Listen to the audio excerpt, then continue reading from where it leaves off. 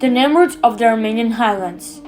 The Armenian Highlands have two mountains of the same name, the Nemruts, which are sometimes confused with each other.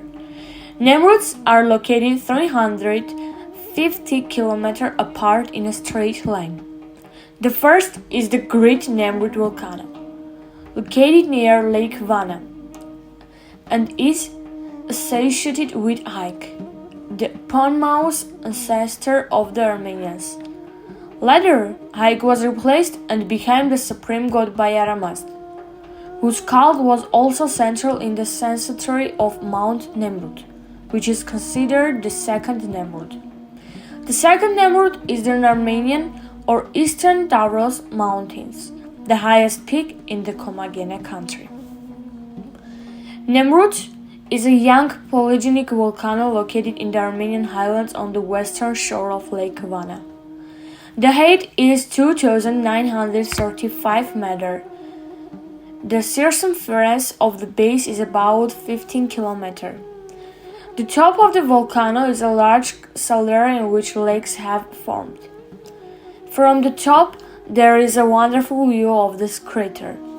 It is located at 2,500 meters, which is the highest in the entire Armenian mountain range. The diameter of the caldera is 8 kilometers, in the western part of which there are crater lakes. The crater walls are overhanging, steep cliffs up to 300 meters high. Hot gases, water, and vapors come out of the crater and slopes. The southeastern slopes are steep. The western ones descend steeply to the Misho File. Nemrut erupted basaltic lavas in the front. With these lavas, the depression of Lake Vana was closed and the lake was formed.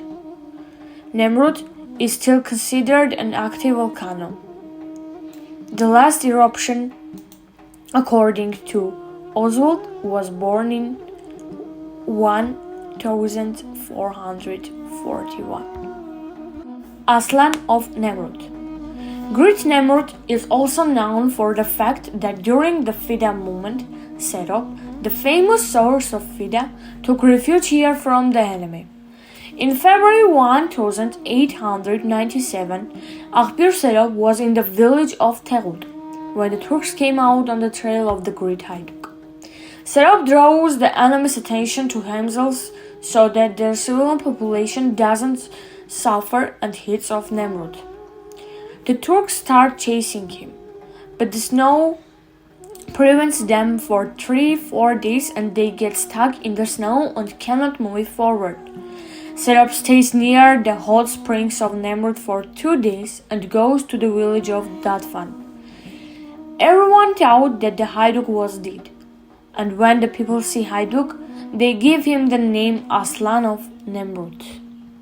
The myth of Nemrut. According to the myth, there was a king named Nemrut, a very arrogant man, who wanted to build a castle on a mountain that reached to the sky. And he really built a wonderful castle that the onlookers admired. Becoming even more arrogant, the king draws his bow and sends an arrow into the sky to destroy the god and be worshipped in his place. God, seeing the arrogance of the king, expresses his anger with strong tremors in the underground of the mountain. Those destructive shocks, joined by a powerful storm sent from heaven, destroy the castle without leaving a stone unturned. The dust spreads as far as the city of Urfa. Even now, the people of Taron and Mush, if they want to curse someone, say, "Let your dust come to Urfa." And even today, the petrified caravan of camels carrying stones and sand can be seen in the gorge of Datvan village. And gloomy and smiling, bilious people are still called Nemrut or Nemrut. This myth is an outgrowth of Christianity about an arrogant king who was punished when he tried to kill the god in man. Sanctuary of Mount Nemrut. Both in the Armenian highlands and in the history of the ancient world, the sanctuary of Mount Nemrut is one of the largest. It can be compared to the Persepolis culture or the Egyptian pyramids. This monument group shrine is an artificially constructed cone on three sides of which certain sub-monument groups are fixed. In addition to being a marvelous architectural monument, the Nemrut sanctuary is an important source for the study of ancient faith, particularly the Armenian pre-Christian religion. The shrine also tells us what the monuments of the Armenian highlands should be, which belong to the culture of Armenia, which was supposed to be associated with polytheism. Unfortunately, after the conversion of Christianity, the cultural heritage of the Armenian highlands was destroyed and unique monuments were saved from the hands of religious fanatics. The structure of the sanctuary. The sanctuary is built on the highest point of the kingdom of Commagene, 2,100 meters above sea level, and stones brought from other places were used for its construction.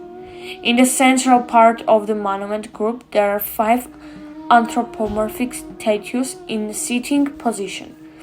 In the center is the statue of Aramast, which is 9 meters high. On the right side of Aramast is statue of the goddess Anahit. On the other side of Aramast is statue of the god Mihr. The 3 central statues represent the 3 supreme deities presiding over the temple. On one side of these 3 supreme gods, the first king Antiochus, who built the sanctuary, is represented. On the other side, Vahagan, the god of courage, Antiochus of Commagene, and the connection of the gods. Some of the monuments of the sanctuary of Nemrut show the handshakes of King Antiochus and the gods. According to ancient teachings, they not only symbolize the receipt of power from these gods, but also special alliance with them.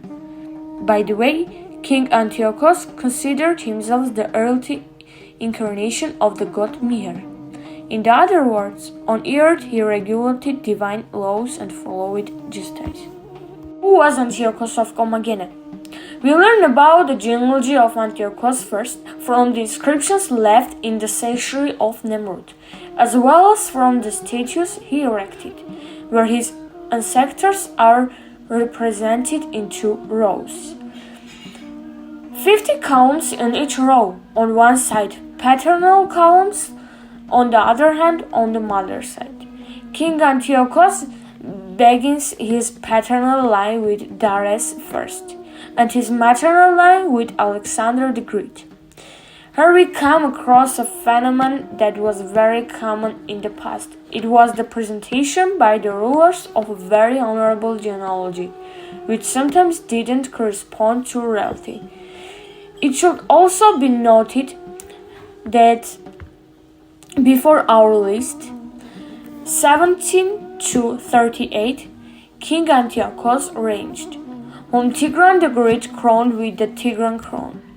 The statue of Antiochus of Commagene is presented in the sanctuary of Mount Nemrut with that crown.